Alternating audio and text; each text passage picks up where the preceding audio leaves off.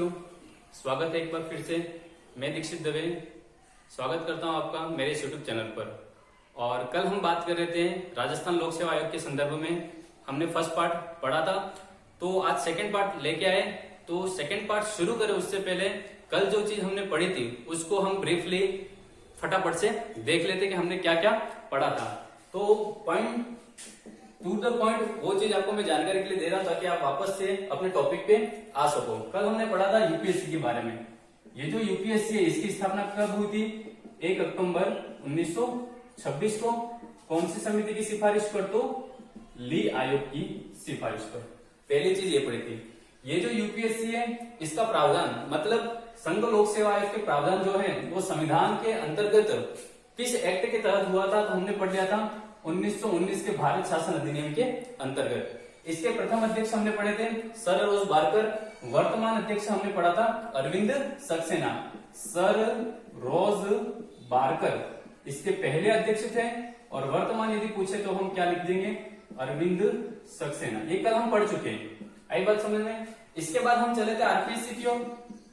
RPSC के अंदर भी आपने पढ़ लिया था। इसकी जो स्थापना यहाँ पे देखो ये 1919 था, तो यहाँ पे आपने लिखा था 1935 के एक्ट के माध्यम से इसकी स्थापना हुई थी। और आरपीएससी जो है, इस आरपीएससी के जो प्रथम अध्यक्ष थे वो कौन है? दीपक उप्रेती। सॉरी, दीपक उप्रेती जो है वो आपके कौन से वर्तमान में, और पहले अध्यक्ष कौन थे आपके? एसके घोष। और वर्तमान में सदस्य संख्या कितनी? 1+7। और वर्तमान में यहाँ पे जो अन्य सदस्य, एक अध्यक्ष कौन है हमारे पास? दीपक उप्रेती। ये मैक्सिमम संख्या बताई थी कल हमने। और वर्तमान में सदस्य कितने हैं? तो 3। कौन कौन से थे? शिव सिंह राठौर, राजकुमारी गुर्जर और रामूराम रायका। और एक सचिव के पद पर कौन थे? तो हमारे आशीष गुप्ता। कौन थे? आशीष गुप्ता। ये जो चीज है वो हम कल पढ़ चुके हैं, ठीक है। तो आपको ब्रीफली एक आइडिया क्या, यहीं से हम आगे शुरू करने वाले। तो आज हम शुरू कर रहे हैं इसके आगे का पार्ट जहां पे अनुच्छेदों की बात करेंगे। तो देखिए आगे क्या है, ध्यान रखना। आरपीएससी से जुड़े हुए प्रश्न बहुत अच्छे से बनते हैं और टॉपिक को कंसेप्ट से समझने की कोशिश करना। हम बात करते हैं आरपीएससी की। देखो मैं आरपीएससी नाम क्यों ले रहा हूं, पहली चीज यहां पे आपको मैं क्लियर करूं कि जो लोक सेवा आयोग है, लोक सेवा आयोग, इस लोक सेवा आयोग के अंतर्गत हम 3 प्रकार की संस्थाओं का अध्ययन करते हैं। एक आपने सुना यूपीएससी, एक सुना एसपीएससी, और एक होता है आपके पास में जेपीएससी। ये होता क्या है? यूपीएससी तो आपका संघ लोक सेवा आयोग, संघ लोक सेवा आयोग। एसपीएससी का मतलब होता है स्टेट पब्लिक सर्विस कमीशन, राज्य लोक सेवा आयोग। क्या कहते हैं हम इसको? राज्य लोक सेवा आयोग। इस राज्य लोक सेवा आयोग के संदर्भ में यदि हम हमारे राजस्थान की बात करें तो राजस्थान के संदर्भ में हम इसे क्या नाम देते हैं? आरपीएससी। आई बात समझ में। और यदि अदर स्टेट की बात हो, जैसे यूपी की बात हो तो यूपी पीएससी कहते हैं, छत्तीसगढ़ की हो तो सीपीएससी कहते हैं, मध्य प्रदेश की हो तो एमपीएससी कहते हैं। इसलिए कॉमन नाम इसका क्या रखा गया? SPSC, state public service commission. और चूंकि हम राजस्थान के संदर्भ में बात करें इसलिए इसको क्या कहते हैं? RPSC, Rajasthan public service commission, Rajasthan लोक सेवा आयोग। और एक होता है आपका जेपीएससी। जेपीएससी को कहते हैं ज्वाइंट पब्लिक सर्विस कमीशन। क्या कहते हैं? Joint public service commission. और हिंदी में नाम क्या है इसका? संयुक्त लोक सेवा आयोग, संयुक्त लोक सेवा आयोग। ये छोटी सी जानकारी। अब हम इनके अनुच्छेदों की बात करें तो कल हमने पढ़ा था जो आपका पार्ट सेकंड अनुच्छेद कहां से शुरू होगा? अनुच्छेद 315 से लेके 323 तक। अनुच्छेद 315 से 323 के अंदर इन लोक सेवा आयोग के बारे में बताया गया है, ठीक है। तो जो आपका अनुच्छेद 315 आर्टिकल 315 क्या कहता है? सुनना यहाँ पे, आर्टिकल 315 के अंदर कहा गया है यूपीएससी, एसपीएससी और जेपीएससी के गठन का प्रावधान, के गठन का प्रावधान। देखो इसीलिए मैंने आपको समझा कि यूपीएससी क्या है, एसपीएससी क्या है और जेपीएससी क्या है, क्योंकि आर्टिकल 315 के अंदर इसके गठन के बारे में बताया गया। तो 315 कहता है कि किसका गठन होगा? यूपीएससी का। किसका गठन होगा? एसपीएससी, राज्य लोक सेवा आयोग का गठन होगा, और जेपीएससी संयुक्त लोक सेवा आयोग का गठन। देखो यहाँ पे लाइन क्या लिख सकते हो आप, यदि इस अनुच्छेद के अंदर यदि लिखना चाहो प्रत्येक राज्य में एक राज्य लोक सेवा आयोग के गठन का प्रावधान किस अनुच्छेद में किया गया है? तो 315। ठीक है, ये हो गया आपका एसपीएससी के बारे में, यूपीएससी के बारे में। दूसरी चीज, संयुक्त लोक सेवा आयोग, joint public service commission. Joint public service commission, joint का मतलब क्या है? संयुक्त। संयुक्त किससे मिलकर बनेगा? दो या दो से अधिक, दो या दो से अधिक। तो दो या दो से अधिक राज्यों का एक संयुक्त लोक सेवा आयोग होगा। इसके गठन का प्रावधान किस अनुच्छेद में दिया गया है? 315। लेकिन इनका जो गठन होगा, ये गठन कौन करेगा?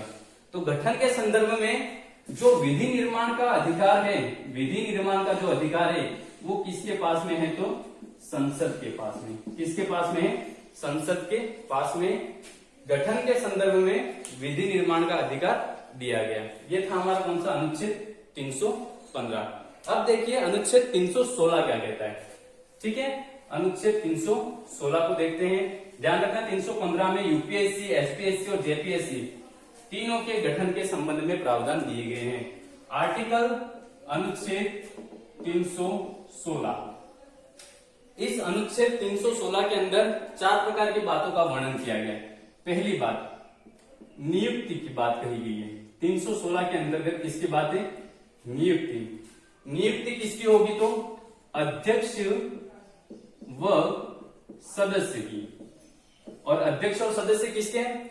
आयोग के। और चूंकि हम संदर्भ किसका ले रहे हैं? आरपीएससी, राजस्थान लोक सेवा आयोग के अध्यक्ष और सदस्यों के नियुक्ति संबंधी प्रावधान किस अनुच्छेद में दिए गए?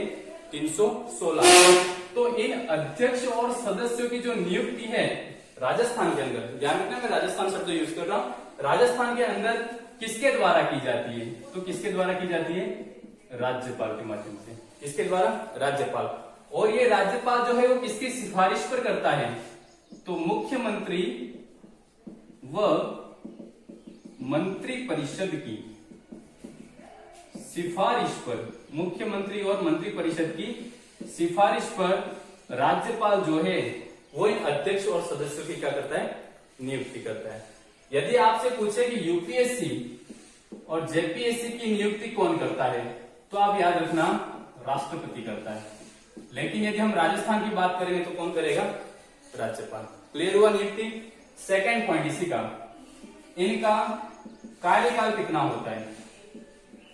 इनका कार्यकाल कितना होता है? याद रखना, जो आपका आरपीएससी के अंदर अध्यक्ष और सदस्य हैं, आरपीएससी की बात करें हम, तो आरपीएससी के जो अध्यक्ष और सदस्य के कार्यकाल जो है वो दिया गया आपको 6 वर्ष या 62 वर्ष, दोनों में जो भी पहले हो, जो भी पहले हो।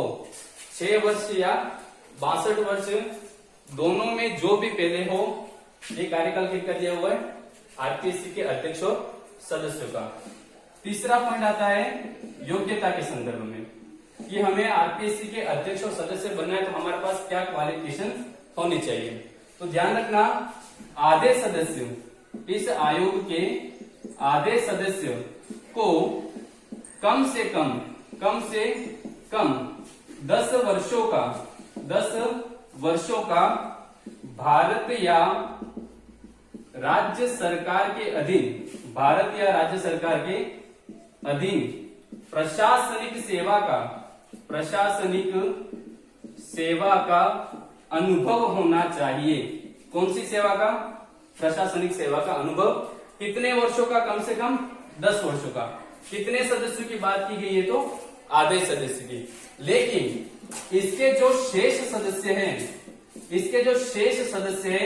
इन शेष सदस्यों की योग्यता के संदर्भ में हमारा जो संविधान है, ये हमारा संविधान मौन है। कहने का मतलब संविधान के अंदर ये जो आधे सदस्य इस आरपीएससी के अध्यक्ष और सदस्यों की योग्यता के संदर्भ में संविधान के अंतर्गत स्पष्ट उल्लेख नहीं किया गया है, लेकिन आधे सदस्यों को कम से कम 10 वर्ष का क्या होना चाहिए?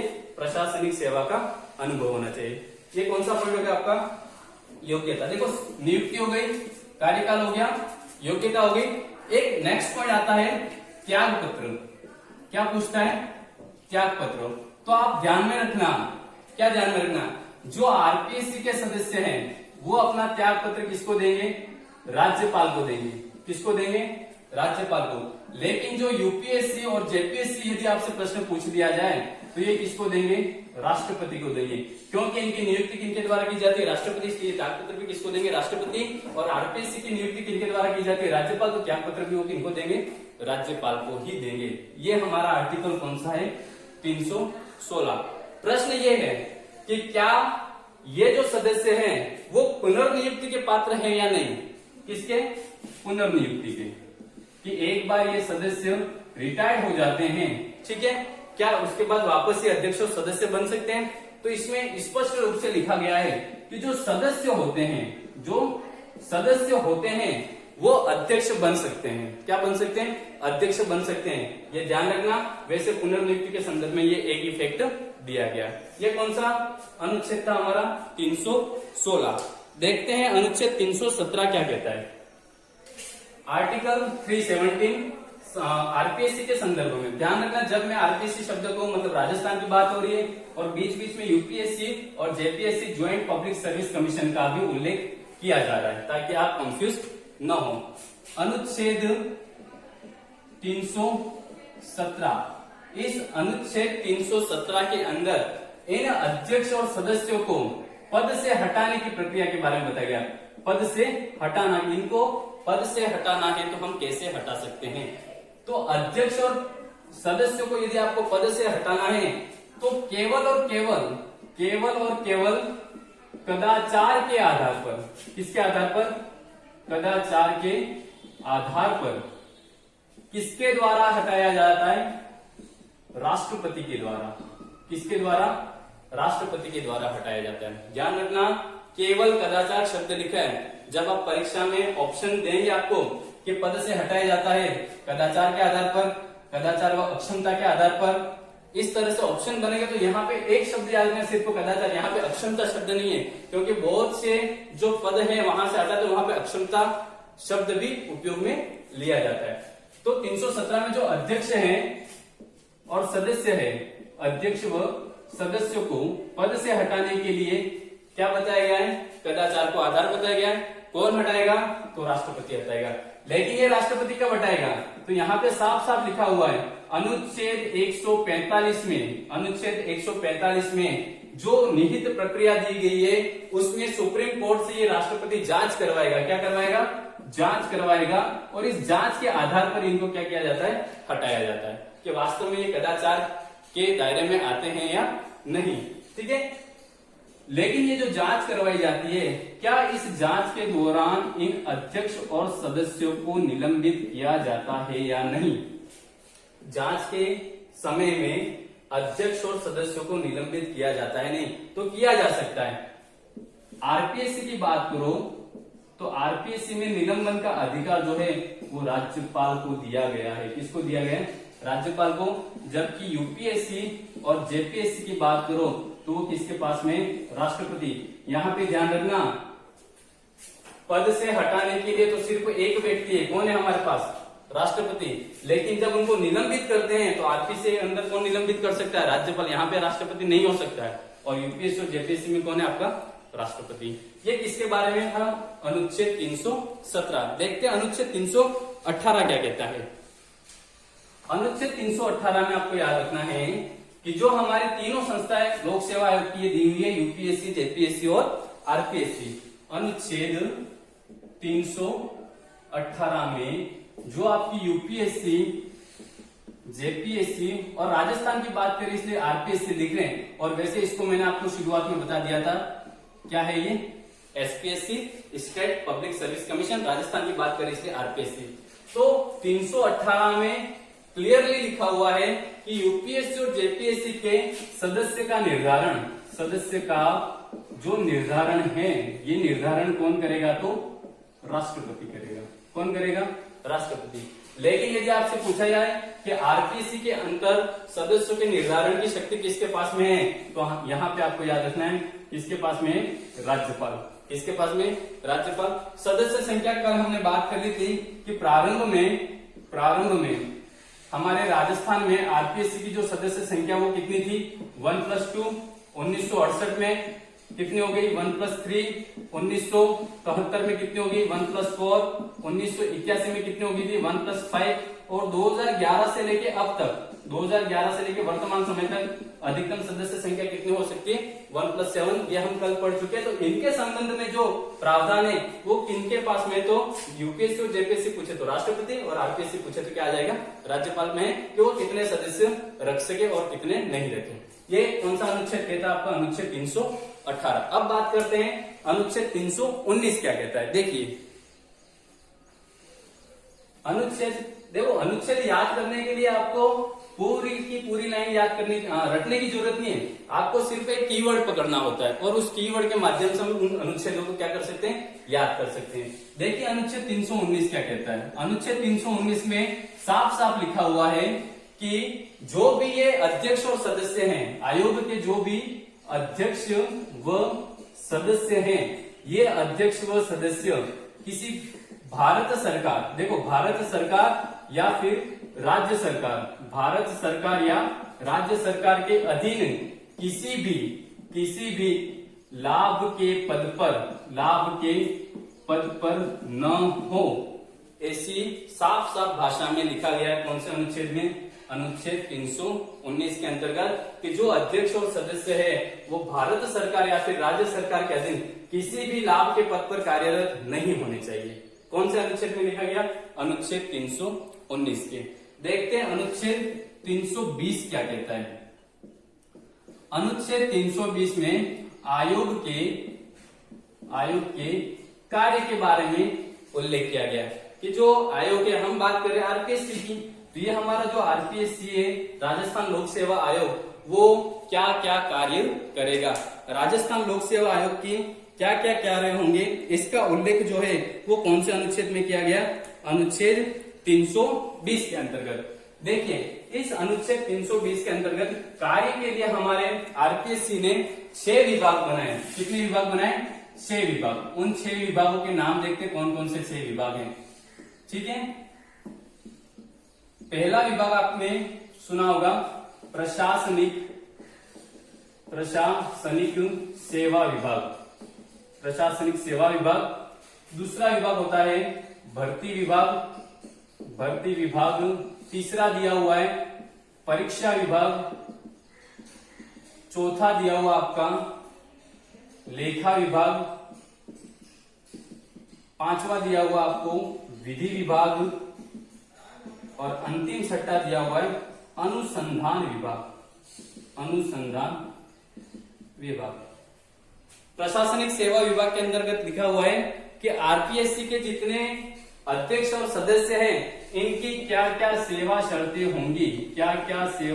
होंगी, ये किस विभाग का कार्य है, तो प्रशासनिक विभाग का।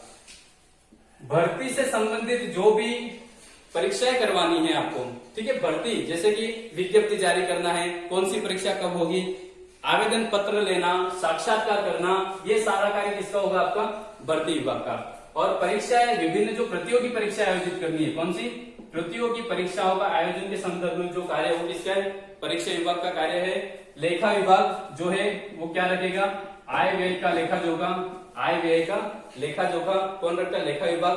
विधि विभाग कानून के संदर्भ में विधानसभा के अंदर या फिर सदस्य के संदर्भ में जो भी नियम या कानून बनाना है उसका कार्य किसका रहेगा, विधि विभाग का। और अनुसंधान जो आरपीएससी के अंतर्गत जो भी आपको खोज संबंधित जो भी कार्य करने हैं वो किसके अंडर में रहेगा, आपका अनुसंधान विभाग के अंतर्गत रहेगा। ठीक है, ये कौन सा अनुच्छेद कहता है, अनुच्छेद 320, जो कि कार्य के बारे में, और कार्य को कितने विभागों को सौंपा गया है, तो इन 6 विभागों को सौंपा गया है। अब बात करते हैं 331, अनुच्छेद 331 क्या कहता है। अनुच्छेद 331 साफ साफ शब्दों में आपको बताता है कि ये जो कार्य है, इन कार्यों में यदि वृद्धि करनी है, अनुच्छेद 331 में कहा गया है कि आयोग के कार्यों में वृद्धि जो है कौन कर सकता है, विधानसभा।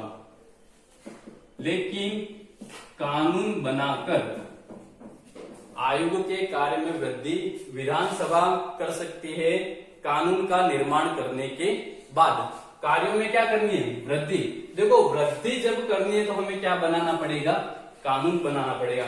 लेकिन एक नोट आपको याद होना चाहिए, यदि इनके कार्यों में आपको क्या करनी है, कमी करनी है। क्या करनी है, कमी। तो संबंधित जो भी प्रस्ताव है कार्यों में कमी करने से उसकी जो नियम है, उसके नियम विधानसभा बनाएगी, लेकिन 14 दिन के विचार विमर्श पर। कितने दिन के, 14 दिन। यहाँ पे देखो कानून कार्यों में वृद्धि करनी तो आपको क्या बनाना है, कानून, और यहाँ पे साधारण से नियम बनेंगे, ये याद रखना है इस अनुच्छेद के संदर्भ में, अनुच्छेद 321। अब देखिए अनुच्छेद 322 क्या कहता है, अनुच्छेद 322।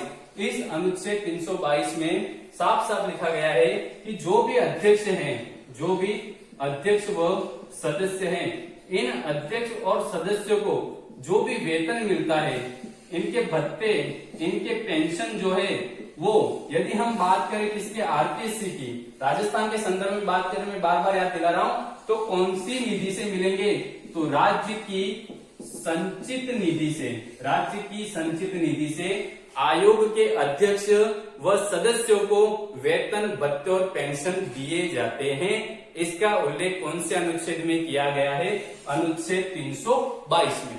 क्लियर। लास्ट अनुच्छेद बचा हमारा अनुच्छेद 323।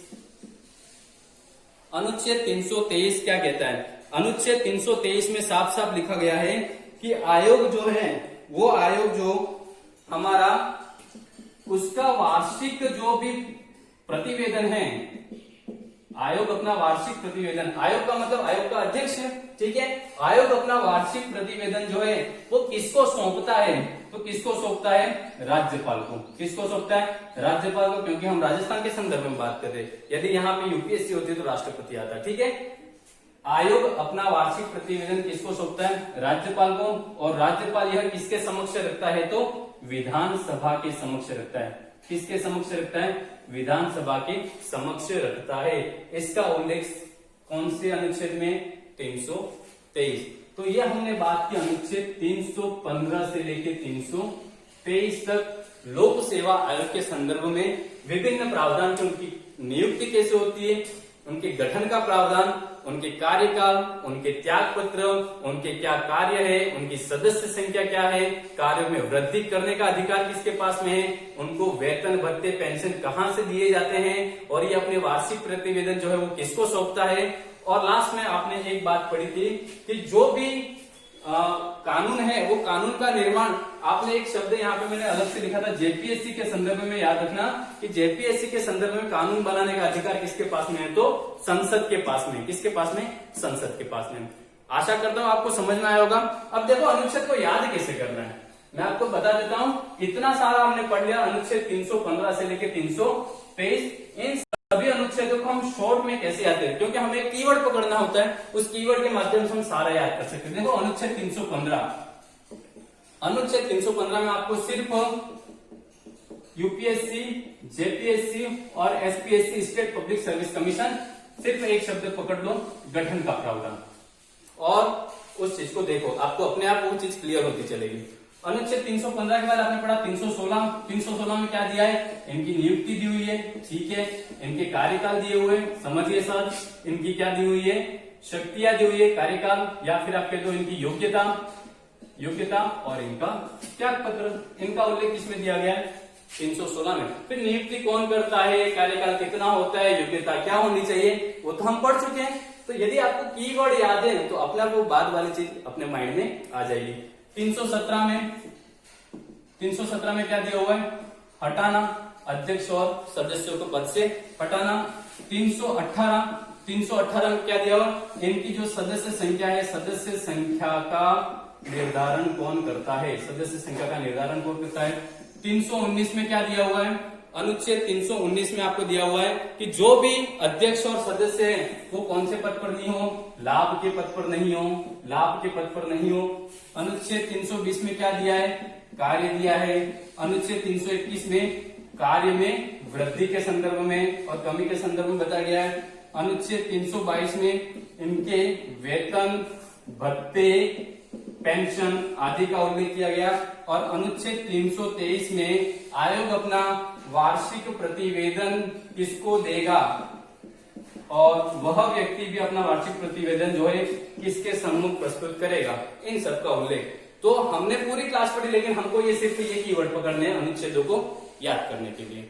सरल टॉपिक है, प्रश्न अच्छे से पूछे जाते हैं। तो आशा करता हूं आपको ये सारी चीजें समझ में आएगी, और यदि नहीं भी आ रही हो तो एक बार वीडियो को रोक कर और वीडियो को पीछे की ओर ले जाओ और वापस से देखे, आपको सारी चीजें क्लियर हो जाएगी। तो कल की क्लास और आज की क्लास के अंतर्गत हमने आरपीएससी के संदर्भ में जितना भी मैटर था उनको हमने फर्स्ट पार्ट और सेकेंड पार्ट में कवर कर लिया है। यदि आपको मेरी क्लास पसंद आ रही हो तो क्लास को अधिक से अधिक बच्चों तक पहुंचाएं, ताकि वो भी इस चीज को समझ सके और पढ़ सके। और यदि वीडियो पसंद आ गया हो तो वीडियो को लाइक कर लें और शेयर कर लें, और कमेंट करें कि आपको क्या चीज अच्छी लगी और क्या आपको समझ में नहीं आ रहा है।